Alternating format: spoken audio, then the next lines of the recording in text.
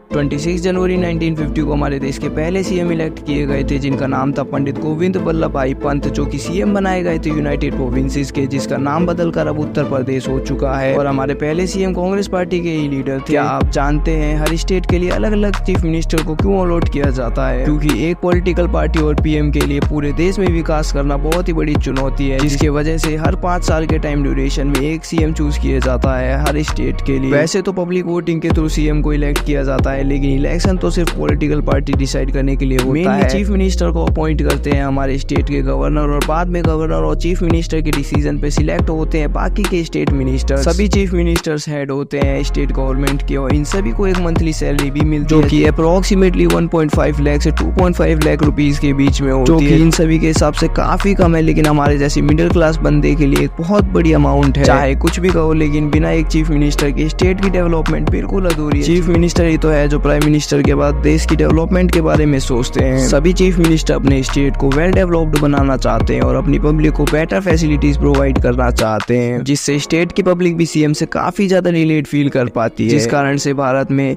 हर state के लिए एक पर्टिकुलर चीफ मिनिस्टर है। आज हम economic performance, social development, governance and public approval के बेसिस पे डिसाइड किए गए 2024 के टॉप 3 चीफ मिनिस्टर के बारे में बात करेंगे। मैं आपको बताऊंगा इनके major achievement, policies, public perceptions, challenges and future prospects के बारे में, और साथ ही ये भी बताऊंगा कि चीफ मिनिस्टर बनना कितना आसान है, आप कैसे एक चीफ मिनिस्टर की पोस्ट के लिए नॉमिनेशन फाइल कर सकते हो। तो चलिए शुरू करते हैं। सबसे पहले बात करते हैं उत्तर प्रदेश के चीफ मिनिस्टर योगी आदित्यनाथ की। भारतीय जनता पार्टी के नेता योगी आदित्यनाथ जी 2 बार उत्तर प्रदेश के चीफ मिनिस्टर बन चुके हैं, जिनकी पहचान एक कठोर और निर्णायक नेता के रूप में होती है। योगी आदित्यनाथ का जन्म 5 जून 1972 को उत्तर प्रदेश के पंचूर गांव में हुआ था। विधानसभा के लिए इन्होंने अपने करियर की शुरुआत 1998 में की थी, जब ये सिर्फ 26 ईयर्स के थे, और ये 19 मार्च 2017 को पहली बार उत्तर प्रदेश के चीफ मिनिस्टर बने थे। जब से लेकर आज तक इन्होंने यूपी को संभाल रखा है। अब बात करते हैं इनके कुछ मेजर अचीवमेंट्स के बारे में। हेल्थ केयर के सेक्टर में इनके आयुष्मान भारत योजना से लाखों लोगों को अच्छा मेडिकल ट्रीटमेंट और गुड मेडिसिन फैसिलिटीज मिली है। और एजुकेशन के सेक्टर में इन्होंने ऑपरेशन कायाकल्प शुरू किया है, जिससे स्कूल के इंफ्रास्ट्रक्चर में सुधार आया है और कई नए स्टूडेंट्स गवर्नमेंट स्कूल की तरफ अट्रैक्ट हुए हैं। और इन्होंने स्टेट इंफ्रास्ट्रक्चर के डेवलपमेंट के लिए पूर्वांचल एक्सप्रेसवे और गंगा एक्सप्रेसवे जैसे बड़े स्कीम्स को सक्सेसफुली अचीव किया है। अब बात करते हैं सीएम जी की गवर्नेंस एंड पॉलिसीज की। योगी आदित्यनाथ का गवर्नेंस स्टाइल काफी कठोर और डिसिप्लिन को प्रमोट करने वाला है। इनकी 1 डिस्ट्रिक्ट 1 प्रोडक्ट योजना ने लोकल इंडस्ट्रीज को बूस्ट दिया है और कई फ्लॉप्ड बिजनेसेस को सक्सेसफुली रन करवा दिया है। अब बात करते हैं पब्लिक परसेप्शन एंड अप्रूवल के बारे में। जनता में इनका अप्रूवल रेटिंग 65% से ज्यादा है। कई सर्वेस के अकॉर्डिंग लोगों को इनकी करेक्टिव पॉलिसीज काफी ज्यादा पसंद आती है। डे बाय डे नए नए लोग इनकी तरफ अट्रैक्ट हो रहे हैं और इनकी अप्रूवल रेट काफी तेजी से बढ़ रहा है, जो कि इंश्योर करता है फ्यूचर में भी योगी आदित्यनाथ ही उत्तर प्रदेश के सीएम बन सकते हैं। अब बात करते हैं चैलेंजेस एंड क्रिटिसिज्म की। योगी आदित्यनाथ को कई चुनौतियों का भी सामना करना पड़ा है, जैसे लॉ एंड ऑर्डर को लेकर आई कठिनाइयां, लेकिन इन्होंने इन सभी चैलेंजेस को पॉजिटिव मेथड से हैंडल किया है, जिससे ना किसी का नुकसान हुआ और ना ही किसी को बुरा लगा।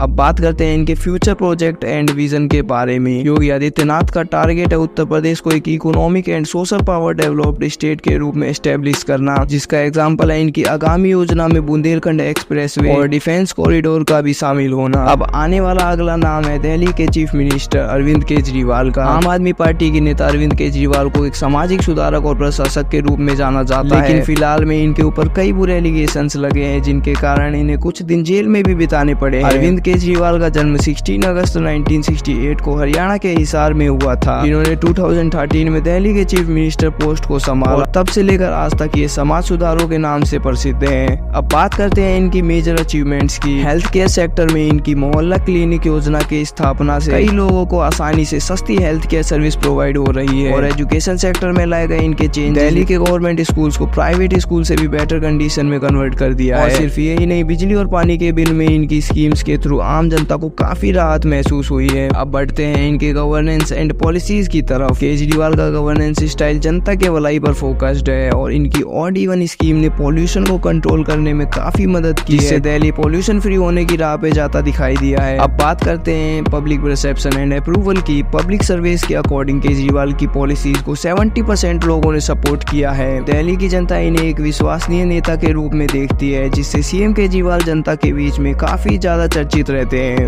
अब बात करते हैं इनके लाइफ में आए चैलेंजेस एंड क्रिटिसिज्म के बारे में, क्योंकि इन्हें भी काफी चुनौतियों का सामना करना पड़ा है। जैसे बिजली और पानी के बिल कम करने के मुद्दों पर कई बार विवाद उठा है, लेकिन इन्होंने हर चैलेंज का सामना मेंटली एंड पीसफुली किया है, जिससे इनके ऊपर कई गलत एलिगेशन भी लगाए गए हैं हेटर्स के द्वारा। देखते हैं सीएम केजरीवाल के फ्यूचर प्रोजेक्ट्स एंड विजन्स को। आने वाले समय में इनका टारगेट है दिल्ली को वर्ल्ड क्लास सिटी बनाना और सभी स्लम्स को डेवलप्ड टाउन में एडजस्ट करना, जिससे दिल्ली की ग्रोथ 10x हो जाएगी। और ये कई नई स्कीम्स और प्रोजेक्ट्स को भी लॉन्च करने वाले हैं, जैसे इलेक्ट्रिक बसेस और ग्रीन एनर्जी इनिशिएटिव इनकी योजना है। और ये अपना पूरा एफर्ट लगाने वाले हैं इस बार दूसरे स्टेट्स में भी आम आदमी पार्टी की सरकार लाने के लिए। तो ये है इनके टारगेट। अब बढ़ते हैं अगले चीफ मिनिस्टर की तरफ। हमारे तीसरे चीफ मिनिस्टर हैं तमिलनाडु के M.K. स्टालिन, जो कि द्रविड़ मुनेत्र कझागम पार्टी के नेता है। स्टालिन अपने progressive thoughts and progressive projects के लिए जाने जाते हैं। M.K. स्टालिन का जन्म 1 मार्च 1953 को चेन्नई में हुआ है। स्टालिन ने अपने राजनीतिक करियर की शुरुआत 1967 में की थी, जब ये सिर्फ 14 ईयर्स के थे। और 2021 से ये तमिलनाडु के चीफ मिनिस्टर हैं। चलते हैं इनकी मेजर अचीवमेंट्स की तरफ। एजुकेशन सेक्टर में इनकी इल्लाम थेडी कालवी योजना से गांव-गांव तक शिक्षा पहुंचाई गई है, जो कि स्टेट की डेवलपमेंट के लिए काफी ज्यादा जरूरी है। और हेल्थ केयर सेक्टर में इनकी मक्कलाई थेडी मर्थुवम जैसी योजनाओं से गाँव की जनता को आसानी से हेल्थ केयर सर्विस प्रोवाइड हुई है। और इन्होंने इंफ्रास्ट्रक्चर डेवलपमेंट में चेन्नई रेट्रो और कयाम्बेदु मार्केट जैसे प्रोजेक्ट्स को सक्सेसफुली मैनेज किया है। अब बात करते हैं इनके गवर्नेंस एंड पॉलिसीज के बारे में। सीएम स्टालिन का governance style improvement and progress पर फोकस्ड है। इनकी कई योजनाओं में इन्होंने जनता से सीधे कॉन्टेक्ट किया है और उनकी प्रॉब्लम्स को सॉल्व करने में हेल्प की है, जिससे तमिलनाडु की जनता सीएम स्टालिन से काफी ज्यादा इंप्रेस है और सपोर्ट करते रहना चाहती है। अब बात करते हैं इनके पब्लिक परसेप्शन एंड अप्रूवल की। पब्लिक सर्वेस के मुताबिक स्टालिन की पॉलिसीज को 75% लोगों ने सपोर्ट किया है। तमिलनाडु की जनता इन्हें एक रिफॉर्मर नेता के रूप में देखती है और आगे भी तमिलनाडु की पब्लिक इन्हें ही सपोर्ट कर सकती है, जिससे स्टालिन ही तमिलनाडु के चीफ मिनिस्टर बने रहे। अब देखते हैं इनके करियर में आए चैलेंजेस एंड क्रिटिसिज्म को। इन्हें भी काफी चैलेंजेस का सामना करना पड़ा है, जैसे कि राजनीतिक विवाद और प्रशासनिक चैलेंज, जिससे पब्लिक को भी इन पर डाउट होने लगा था, लेकिन इन्होंने सभी चैलेंजेस को पॉजिटिव वे में सॉल्व किया है। अब बात करते हैं इनके फ्यूचर प्रोजेक्ट्स एंड विजन्स के बारे में।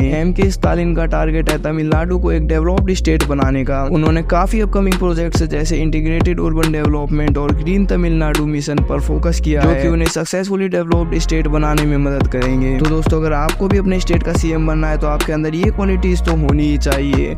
पहला, आप भारत के नागरिक होने चाहिए। दूसरा, आपकी एज कम से कम 25 ईयर्स होनी चाहिए। तीसरा, आप मेंटल एंड फिजिकल कैपेबल होने चाहिए। उसके बाद सिर्फ आपको ये 3 स्किल्स पे फोकस करना है। पहला, लीडरशिप और कम्युनिकेशन स्किल। दूसरा, राजनीतिक और एडमिनिस्ट्रेटिव नॉलेज। तीसरा, पब्लिक सर्विस एंड सेवा का भाव। ये स्टेप्स और क्वालिफिकेशन को फॉलो करके ही कोई भी व्यक्ति चीफ मिनिस्टर बन सकता है। अप्लाई करने के लिए क्वालिफिकेशन एंड स्पेसिफिक स्टेप्स की जानकारी आपको डिस्क्रिप्शन में मिलेगी। तो दोस्तों, ये थे भारत के टॉप 3 चीफ मिनिस्टर 2024 में अपनी शानदार परफॉर्मेंस और छिपी हुई कहानियों के साथ। अगर वीडियो इन्फॉर्मेटिव लगा हो तो लाइक करके चैनल को सब्सक्राइब जरूर कर लेना, जिससे हमारे वीडियो की नोटिफिकेशन सबसे पहले आपके पास पहुंचे। और अगर आप चाहो तो अपने स्टेट के सीएम का नाम कमेंट में बताना, जिससे हमें भी पता चले कौन से सीएम की जनता हमें देखती है। ऐसे ही और इन्फॉर्मेटिव कंटेंट के लिए सामने वाली वीडियो पे क्लिक करो, मैं वही मिलूंगा।